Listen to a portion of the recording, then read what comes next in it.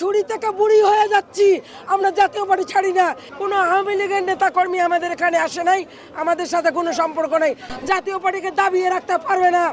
আগামীতে এই জাতীয় পার্টি ইনশাল্লাহ দেশের জনগণের ভোট নিয়ে ক্ষমতা যাবে, প্রধানমন্ত্রী জিএম কাদের হবে।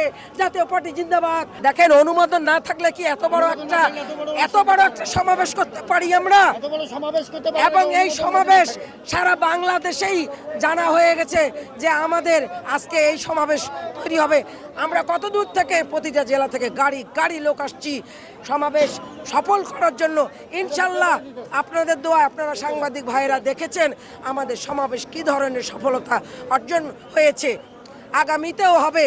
আমরা আগামীতেও আমাদেরকে এভাবে মব ভায়োলেন্স, বম ফুটিয়ে, ককটেল ফুটিয়ে সমাবেশ আমাদের ভেঙে দিয়ে জাতীয় পার্টিকে দাবিয়ে রাখতে পারবে না। এই আক্রমণ করছে বলে আপনার কাছে মনে হচ্ছে? দেখেন, আমরা তো সমাবেশের সামনের দিকে লক্ষ্য করতেছি। আমরা তো পার্টির কেন্দ্রীয় নেতাদের আমরা বক্তব্য শুনতেছি।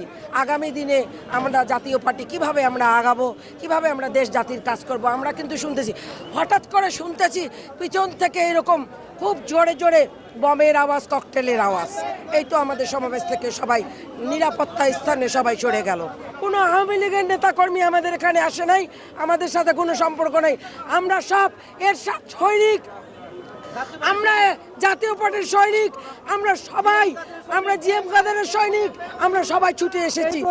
আমরা আজকে আমরা বহুদিন থেকে আমরা জাতীয় পার্টি করি, এরশাদের আমল থেকে জাতীয় পার্টি করি। আমরা ছুরি থেকে বুড়ি হয়ে যাচ্ছি, আমরা জাতীয় পার্টি ছাড়ি না।